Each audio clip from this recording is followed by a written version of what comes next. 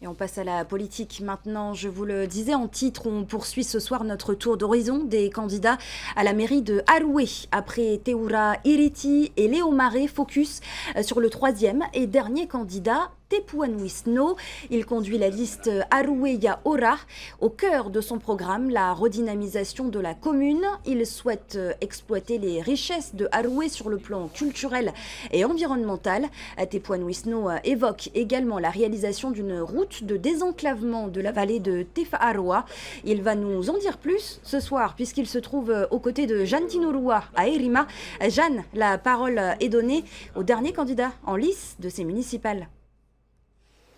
Yorana Sophie, effectivement, comme vous le disiez, le tour d'horizon termine ce tour d'horizon avec Tepuan Wisno qui conduit donc la liste Aroué Yaora.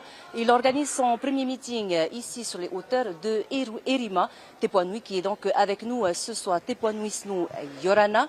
Tout d'abord, première question sur cette persévérance que vous avez à vous présenter au municipal de Aroué malgré certains déboires. Dernièrement, le Conseil d'État a invalidé vos comptes de campagne, ce qui vous a valu 3 mois d'inéligibilité. Vous avez aussi eu des difficultés à constituer votre liste. Qu'est-ce qui vous anime à chaque fois? Vous savez, servir l'intérêt général remonte déjà à plusieurs années. Avec quelques amis, dès 2007-2008, nous étions déjà extrêmement impliqués dans la vie associative, notamment dans le cadre du Rotaract Club dont nous avons été les membres fondateurs, au travers de nombreuses actions qui ont été mises en place en faveur de nos familles les plus démunies. Et puis après, comme vous le savez, eh bien, au travers des associations de parents d'élèves, où depuis 2013 et 2014, lorsque j'ai pris la tête de la fédération, eh bien, mon combat a toujours été de défendre les enfants. Puis après, il y a le parcours professionnel qui a été à chaque fois dans le milieu politique depuis de très très nombreuses années. Comme vous le savez, en 2018, j'étais porte-parole d'un très grand parti et aujourd'hui, il était, on va dire, ça coulait de source, c'est bien que aujourd'hui je prenne la tête d'une liste avec entouré de quelques amis et bien que nous allions convaincre la population que nous pouvons apporter le changement. Vous partez sans étiquette politique, contrairement à vos adversaires.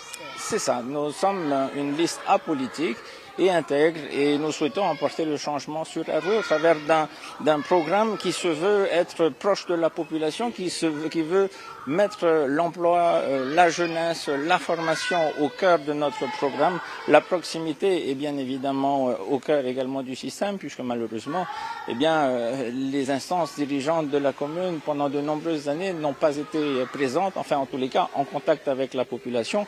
C'est d'ailleurs aujourd'hui un point de revendication de la maire sortante qui aujourd'hui dit je suis présente, mais il n'y a pas que d'être présente, il faut également œuvrer et faire des actions concrètes en termes d'investissement au profit de la population et j'espère que la population s'en rend compte. Justement, l'axe principal de votre programme, c'est la redynamisation de la ville avec à court terme l'exploitation des atouts déjà de Aroué. Vous parlez des 2 poumons, terre et mer. C'est ça, j'aime bien comparer la commune de Aroué un peu avec comme 2 poumons qui sont la montagne et la mer et le cœur de la ville qui est aujourd'hui vide, sans vie.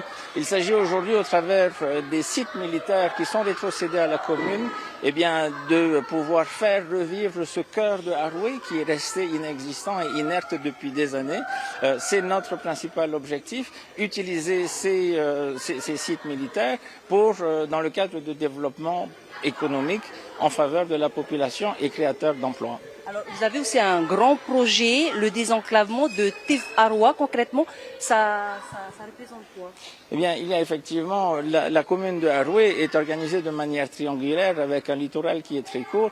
En revanche, avec des terrains et du foncier extrêmement importants dans les montagnes, il s'agit effectivement de créer une route de désenclavement qui va partir du rond-point de l'ex-Radisson de l'hôtel jusqu'au rond-point de Tefa-Aroa, voir avec le pays de quelle manière ça peut se faire, se débarrasser des fourmis de feu qui ont aujourd'hui totalement investi tout ce foncier et faire en sorte que les propriétaires fonciers, notamment les propriétaires de Tefa-Aroa, puissent récupérer des terres qui aujourd'hui sont inaccessibles. Un mot sur votre liste, vos co-listés. Vous avez eu des difficultés justement à réunir le nombre nécessaire. c'est des personnes qui représentent la société civile. Alors, c'est pas que nous avons eu des difficultés, c'est plutôt qu'en fait, il s'agit de trouver les bonnes personnes. Et je pense que pour n'importe quel homme politique qui souhaite constituer une liste, ce n'est jamais facile.